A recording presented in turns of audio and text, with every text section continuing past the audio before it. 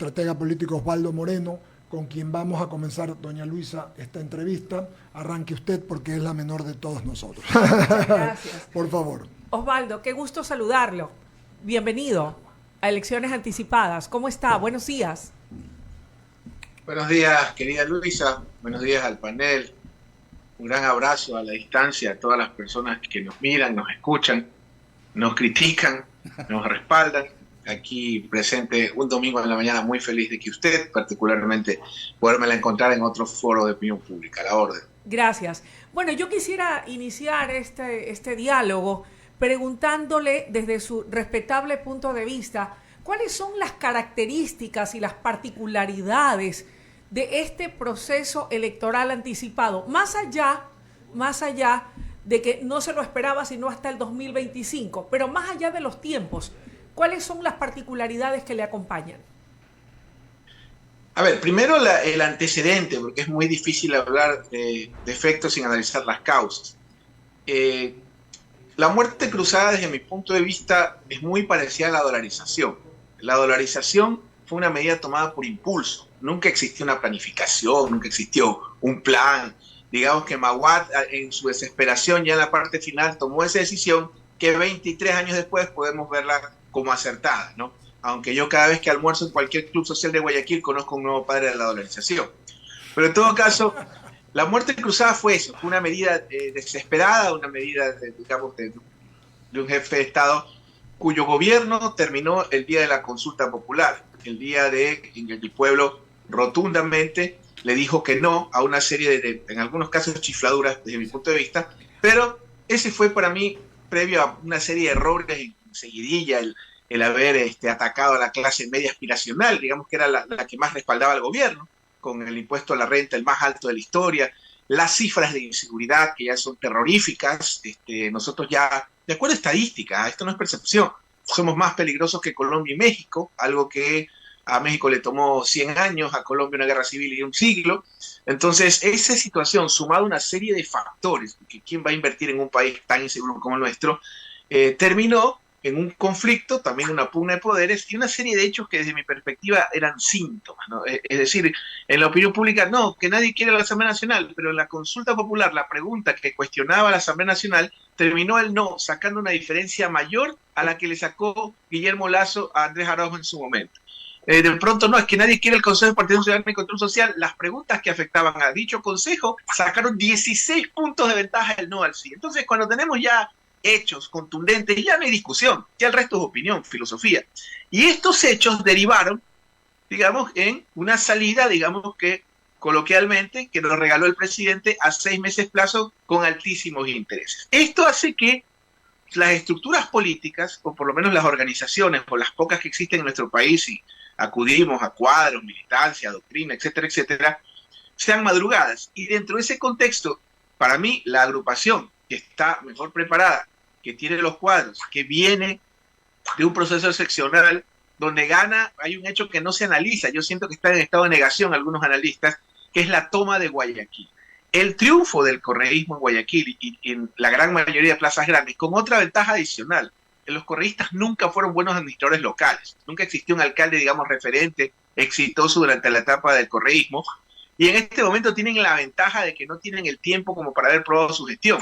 Entonces, una organización con la maquinaria aceitada por el proceso seccional, con un gran ausente, que tampoco se habla, porque creo que Lasso, adicional a haber destruido el país en 2 años, también se llevó con él a Creo, se llevó a la ID y el gran ausente que es Pachacuti.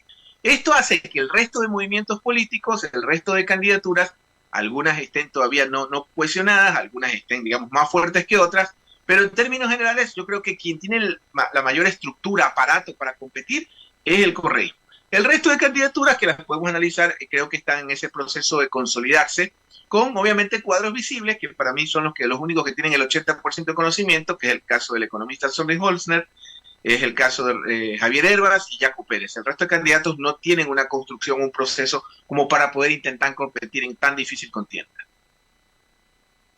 Para enseguida dar el paso a cualquiera de mis compañeros, entiendo a Alberto, es la siguiente: ¿es suficiente con esa estructura, con el triunfo electoral en Guayaquil, recién aceitados y todo lo que usted me está señalando, para ganar en una sola vuelta o de existir un balotaje, podría correr el riesgo la Revolución Ciudadana de no llevársela tan fácil? Hay un factor que se llama la teoría de las coaliciones, que Lazo logró aplicar para sí con éxito en la elección anterior. Hay que tomar en cuenta este antecedente. Ya hubo una coalición que por las razones que sean, hablando ya en base a los hechos, tuvo éxito. Yo creo que el correísmo en esta oportunidad, si yo me dejara llevar por los libros, si me dejara llevar por los antecedentes, si me dejara llevar por las características de esta elección, al ser el gran opositor natural a un gobierno no solo impopular, un gobierno que en cualquier indicador es un fracaso rotundo. Es un gobierno, fíjese usted, que en el primer año de mandato ejecutó a duras penas el 38% de la gestión administrativa presupuestaria. Y en su segundo año, vaya usted a investigar algunos sectores y sobre todo los más sensibles no pasan del 8%, ya concluido el primer semestre del año. Es más, yo sí quisiera recomendar, ya que hablamos de constituyente, ojalá haya una reforma constitucional que el funcionario público que no ejecuta por lo menos el 80% de la gestión presupuestaria, ipso facto, simplemente que el KIPUC se le cierre para que no haya debate ni discusión. Pero al margen de eso, creo que el correísmo es una fuerza que en esta ocasión tiene toda la oportunidad del viento favorable. Sin embargo, hay dos factores, ni siquiera por sus contendores, ¿ya?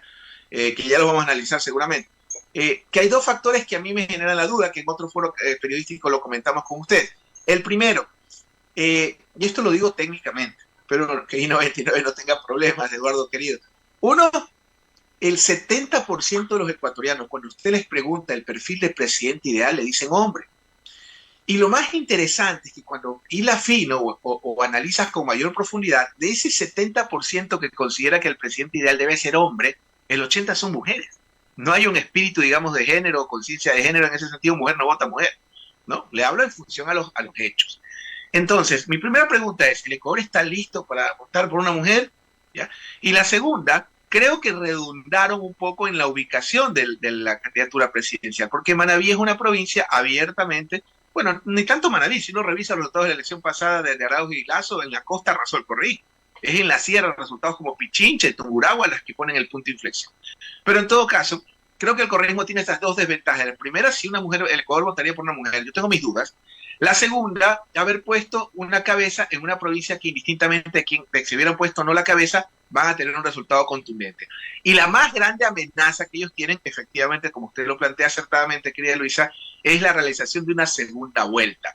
Si hay una segunda vuelta, indudablemente las cosas se les van a complicar. ¿Por qué? Porque es una segunda vuelta que va a durar casi 2 meses, claro, algo inédito, creo yo, en el mundo occidental o las democracias liberales, pero al margen de eso, definitivamente una segunda vuelta sí les complica el panorama y bastante, pero yo diría que en términos cuantitativos estamos a un 65-35 de que el correísmo gane en primera vuelta, es decir, un 65% de posibilidades de mi lectura de que el triunfo del correísmo sea en primera vuelta. Así las cosas, Osvaldo, qué gusto enorme. Oiga, varios detalles interesantes, ¿no? Escuchándolo con atención, en esto de esta posición que tiene las damas, ¿no?, a la hora de votar. Me acordaba de un reciente episodio en Quevedo. Imagínense ustedes, ¿no? El cuerpo de ediles, los concejales estaba integrado por 7 damas, 7 mujeres concejalas y 2 varones. A la hora, en el periodo anterior me refiero, a la hora de elegir, porque recuerden ustedes que no es la ciudadanía quien elige directamente al vicealcalde o vicealcaldesa, pero ya se estaba estableciendo aquello de la paridad de género desde el periodo anterior, pero teniendo 7 mujeres ediles, y saben que terminaron eligiendo a uno de los 2 compañeros varones como vicealcalde allá en Quevedo. Entonces un poquito nos da la idea de lo que está diciendo Osvaldo Moreno a esta hora, ¿no?, con respecto a cómo votan las damas. Ahora yo quería centrarme en estos aspectos que tienen que ver con lo que le está pasando al ecuatoriano de a pie por la cabeza a apenas 42 días de las elecciones del domingo 20 de agosto. Uno recorre el país, va por diversas ciudades y enseguida nosotros los comunicadores estamos consultando, ¿no?, cómo está el pulso, tomándole el pulso al tema político. Y notamos que evidentemente la gente está afrontando una suerte de hartazgo del quehacer político. ¿Qué tanto va a influir eso, Osvaldo? Bueno, primero usted ha hecho mención a un tema que para mí es inevitable, ineludible, que es la situación actual que vive una ciudad en la que yo no creo que haya ecuatoriano que no haya sido feliz si la haya conocido, que es, y seguramente Eduardo y Luisa me puedan dar la razón, que es Quevedo. Una ciudad para mí maravillosa, una ciudad próspera, donde creo que ha sido uno de los puntos donde han confluido todas las razas, todas las nacionalidades, sobre todo la gran comunidad china, y que hoy, lamentablemente, de una ciudad donde digo en lo personal, he sido muy feliz en Quevedo por mis amigos, por tantas cosas que hemos vivido en esa tierra maravillosa. Hoy Quevedo, probablemente al final de este año, esté entre las 10 o 5 ciudades más peligrosas del planeta. Qué Sí, es espantoso lo que están viviendo nuestros hermanos, ni les cuento Esmeralda, ¿no? que es una catástrofe en lo que convirtieron al Ecuador en 2 años. Y eso vive Quevedo, así que mi abrazo solidario a esa tierra maravillosa y espero que esta situación cambie lo más pronto posible. Sobre su pregunta, por supuesto, hay un hartazgo, pero ahí vienen las preguntas, ¿no? Es decir, y las respuestas son complicadas. Sí, la ciudadanía en general tiene un hartazgo con la clase política, eso es indudable. Porque al final del camino, y esta es la parte complicada, Ecuador es un país con una institucionalidad totalmente endeble, qué pena. Ese es el Ecuador, mal, bien, con sus virtudes, defectos. El Ecuador es un país que tiene instituciones endebles. Entonces, los partidos políticos, al ser instituciones, son parte o son el reflejo de la endeble institucionalidad del país del que son parte. Entonces, no es que, pues, ojalá, pues, solo los partidos políticos, la asamblea, la presidencia sean el único problema del Ecuador. Entonces, no tenemos partidos institucionalizados. Y eso es culpa de los partidos, y te voy a decir por qué. Porque los 3 factores fundamentales para generar institucionalidad en los partidos y movimientos políticos no se aplican, o lo aplican pocos partidos. Primero, el reclutamiento. Yo no he visto a los partidos que vayan a las universidades, a los gremios, a buscar cuadros. Van a buscar financistas. Segundo, la formación. Yo no siento que los partidos forman. ¿Sí? Y el más importante, el adoctrinamiento, que hay gente que por ignorancia sataniza esa palabra. El adoctrinamiento fundamental, porque es la forma de que usted no tenga a los políticos estando en el 90% de los movimientos políticos en 10 años de carrera. El adoctrinamiento es fundamental porque cohesiona y crea un vínculo poderoso entre el militante y ya no pasa a ser militante ni simpatizante, sino cuadro. Entonces, ese es el gran problema que tienen los partidos y eso se refleja en el Ecuador. Ahora, la situación particular del Ecuador, con el colapso de los servicios públicos, el colapso de la red vial, o sea, prácticamente, y esto es con hechos, en estos mismos foros, porque yo le voy a cambiar si me permite Eduardo, ya no se va a llamar diálogo de la tarde ni de la mañana, debería llamarse facultad de la mañana, porque creo que este espacio es una facultad donde todos nos hemos formado. Gracias. Entonces, en la gran mayoría de esta facultad, que es los espacios de 99, yo recuerdo a mucha gente que rodeó al presidente, que nos decía abiertamente que el Estado no sirve, que el Estado es un estorbo, que el Estado hay que disminuirlo. Cuando yo escucho que el mercado, que por Dios, usted no puede poner en expensas de la mano invisible, que es la nada, ¿sí? Porque Adam Smith y Marx no eran economistas, ambos eran filósofos. Entonces usted no puede poner en manos de la mano invisible, digamos, no importa que quiebre la economía, que quiebren los servicios públicos porque un privado lo va a resolver. Ya vemos los resultados. Fíjese el caso de El Salvador. El Salvador, que para mí no debería existir estos países chiquititos, igual que nosotros, deberíamos ser una gran nación. Creo que ese fue el primer proyecto fallido como nación y como potencia. El Salvador invierte el 5% de su Producto Interno Bruto en seguridad, es lo que rescata. Yo no creo que la solución es cárceles más grandes. Nosotros invertimos el 2.8%. Entonces, esto de los partidos y este hartazgo y esta situación donde cada vez nos llama un vecino, un amigo que se va del país, donde eso es insostenible, hace que los ciudadanos y sobre todo las tendencias estén desgastadas y algunos sectores de la población empiecen a sentir nostalgia por un pasado que para ellos, claro, antes sacaba la cédula en 10 minutos, en 20 minutos, entonces la solución no es inventarse fábulas que el expresidente Correa se reunía con el Chapo Guzmán en el Palacio y hacían la ouija para planear con Escobar lo que iba a pasar 15 años después. O sea, ya estamos chiflados. Aquí el tema es, necesitamos candidaturas que hablen de políticas públicas. Y yo no siento todavía que haya candidaturas que le hablan con solvencia a los ciudadanos de las políticas públicas que van a aplicar.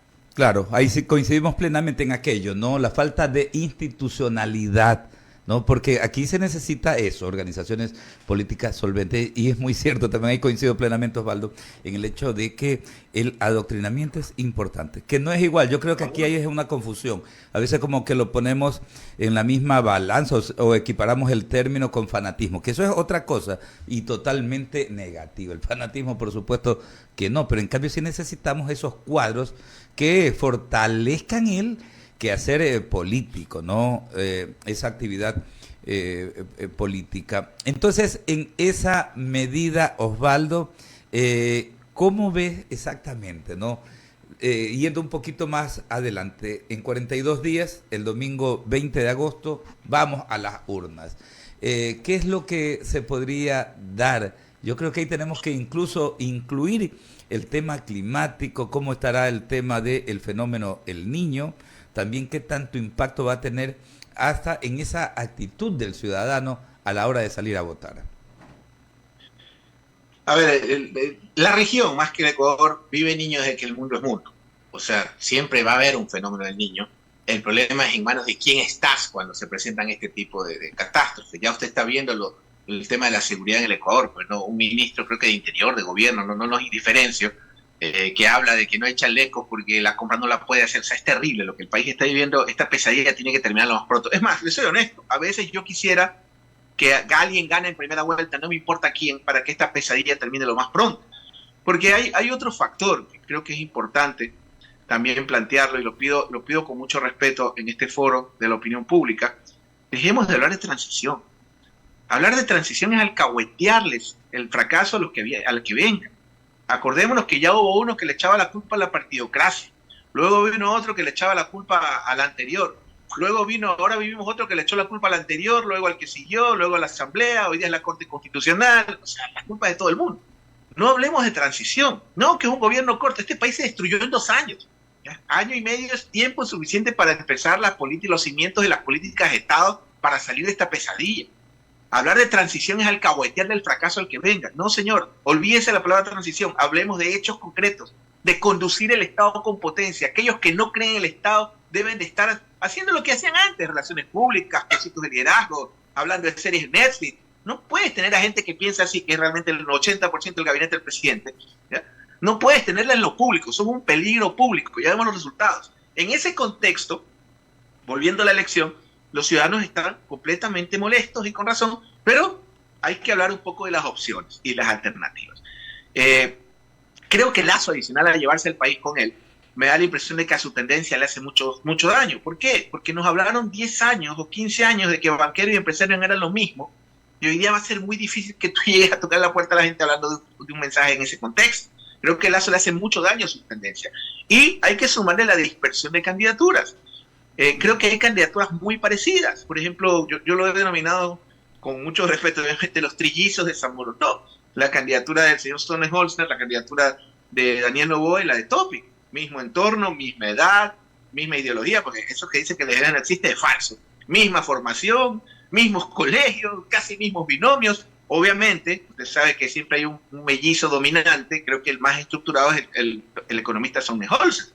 Pero, digamos, hay cualquier cantidad de candidatos. El caso de Villavicencio, que yo sí tengo bastantes observaciones ahí, yo no lo dejaría pasar por alto. Me parece que Villavicencio representa a esa ala de radicalidad que ha existido siempre. Siempre, incluso cuando el correísmo estaba en su mejor momento, había un 25-20% que no lo podía dar ni en foto el presidente. Calcule ahora. Cuidado con Villavicencio. Yo no descartaría que haga un gran papel en esta elección, porque representa un sector de la radicalidad, digamos, de esos que te recomparten el videíto que te manda tu tía de WhatsApp, donde te dice que Correa, lo que le comentaba, se reunía con el Chapo Guzmán y hacían la ouija para hablar con Escobar, y hoy vivimos esta desgracia porque hacían telemáticamente, cosas así, ¿no? Hay gente que cree en esas cosas, que repite todo lo que ven en TikTok, y que yo creo que Villavicencio es una opción. Y el resto de candidaturas, no descartaría a Yacu Pérez tampoco. Lo que no estoy claro, y el tiempo nos dará la respuesta, es qué tan incidente o qué tan real va a ser el apoyo en Pachacuti. Yo siento que el ala lacista, digamos, de Pachacuti, que es la que lo respalda. La otra ala, si usted la quiere llamar radical, correísta, como quiera, que es la de Isa, no me queda claridad. Y recuerde usted que esa es el ala que tiene incidencia, sobre todo en el centro del país, Tungurahua, Cotopaxi, Chimborazo. Entonces, hay varias dudas que yo tengo en esta elección. donde en todo caso, volteo el pronóstico, así como creo que hay un 65% de posibilidades de que el correísmo vence en primera vuelta, en caso de no darse que ese 35% se cumpla, ahí sí veo un 70% de posibilidades de que una coalición opositora derrote en segunda vuelta al correísmo. Querido Osvaldo, gusto de saludarlo. Lo estaba escuchando y la verdad que creo que como se dice, como dicen los policías y los militares, ha peinado la zona. Es decir, ha dejado casi sin preguntas. Pero sí tengo una final. ¿Cuánto va a incidir, mi querido amigo, porque es un hombre inteligente y buena gente como usted, el debate, o puede incidir el debate en la cantidad de indecisos que hoy existen en el Ecuador? Querido Eduardo, un gran saludo, espero estar Lo pronto en la mismo, facultad, así lo voy a llamar desde hoy día a los diálogos. A ver, un saludo a Ramiro Cepeda, que seguramente mi maestro nos está viendo, y a todo el panel y a los técnicos, sobre todo, que al final del camino nosotros los chicos trabajando los domingos. Está la Wendy aquí también. A Wendy, creo que los equipos son los que hacen posible este tipo de trabajo. Gracias. Esa es la verdad. A ver, yo lo que creo es que hay mediciones donde usted pregunta, por ejemplo, ¿usted le interesa el debate presidencial? Te dice un 90% que sí. Luego preguntas, ¿usted vio el debate presidencial? Te responde un 15% que sí. Luego, esos mismos que te preguntaron que es importante el 90%, les preguntas, ¿usted va a ver el debate? Te dice el 30% que sí. La incidencia, más que en el propio debate, es posterior al debate. Es decir, todos los contenidos, post-audiencia, las situaciones. Post-audiencia. Exacto. Claro. Y salvo que tengas un Otto Rosemena, que tengas un, qué sé yo, mi gran amigo Cucalón, que la verdad, se lo digo abiertamente, que bueno, creo que él ya escogió el camino de ser el futuro eterno ministro de gobiernos en los gobiernos de derecha. Igual pudo haber sido presidente. Pero en todo caso, si estuviéramos en el debate, un hombre con esa solvencia, como Otto Rosemena Gómez, como Henry Cucalón, no lo sé, se me ocurre, algún orador que hace tiempo ya no hay, o de la misma gracia y coloquialidad de Don Buca, yo le diría, puede ser incidente, pero con el cariño, obviamente, y respeto, porque algunos son amigos nuestros, de los candidatos. Yo no siento que haya algún candidato que todos son vulnerables. La señora, por ejemplo, yo les cuento una cosa, Eduardo. En esta entrevista me aprendí el nombre de la candidata del correísmo. No sabéis cómo se llamaba. La vi en un video, ¿ya? Me parece una mujer atractiva, como todas las manabas, pero no sabía cómo se llamaba. Hoy sé que se llama Luisa, ¿ya? Ni el apellido me acuerdo. En el caso del resto de candidatos, por ejemplo, a los trillizos de San Borondón sale, no sé, se me ocurre Bolívar Armijo y les pregunta cómo se coge un colectivo y llegaron. Entonces yo la verdad no veo en el debate, claro que nos pueden sorprender y se van a preparar, por supuesto que sí, que no viene el tema técnico de saber qué porcentaje del PIB y el porcentaje que vamos a aplicar y cuántos puntos del PIB y la política. No, la potencia, que es lo que tuvo. Y aquí hay un ejemplo. Por eso yo siempre digo, Eduardo, el problema de la derecha en nuestro país es que no tuvo un plan de país. Nos ha presentado un plan corporativo, un plan de negocios, lo que tú quieras. Pero el último proyecto nacional de la derecha fue el del ingeniero Febres Cordero. Correcto. Ni siquiera el de Durán. Entonces, si yo le dijera, hay un Febres Cordero, como acabó siendo Borja, porque Borja se confió. Eso le pasó por arrogante al doctor Borja, con todo respeto. ¿No? El académico, de la Sorbona, no, ese empresario no solo sabe, bueno, lo barrió. Entonces, salvo que tengamos una característica así, porque esto tiene que tener la opinión pública. Por favor. La elección no es de un pontífice. No elegimos al papa, al párroco, no elegimos al decano de la Flaxo, a la rectora de la ESPOL. Elegimos un presidente que tiene que tener las herramientas para lograr persuadir a los electores. Entonces, salvo que, como le decía, que aparezca una figura brillante, que con todo respeto, no es que no lo sea, no la siento todavía, porque hay muchos candidatos jóvenes, y esto es un proceso, esto es un camino. Ayer un candidato me mandaba un mensaje con alguien, oye, ¿por qué dices que voy a quedar penúltimo? Yo no he dicho eso, yo lo que digo es que ¿tú quieres que yo te mienta? ¿Tú quieres que yo te estafe? Sí, yo creo que tienes que empezar un proceso para en el camino, bueno, empezar a posicionarte. Entonces, no siento yo todavía que exista algún candidato. Ahora, de pronto, cuando analicemos en otros momentos los debates, usted, Eduardo, me va a decir, como hemos discrepado, como estoy de acuerdo, viste, Eduardo, te equivocaste o tenías razón. Pero yo no veo, en principio, todavía a alguien que yo diga, esta es la novedad, esta es la estrella, es el Messi del debate. No lo veo, porque no están, digamos, en esta papel. Agradecerle, mi querido amigo Osvaldo, agradecerte la gentileza y la amabilidad. Tenga buen domingo para ti y toda la familia. Seguiremos hablando, querido Osvaldo Moreno. Abrazos a todos y un saludo a la facultad, así se llama para mí desde ahora. Muchas gracias. Los diálogos. Muchas gracias. Gracias, Osvaldo Moreno, consultor y estratega político.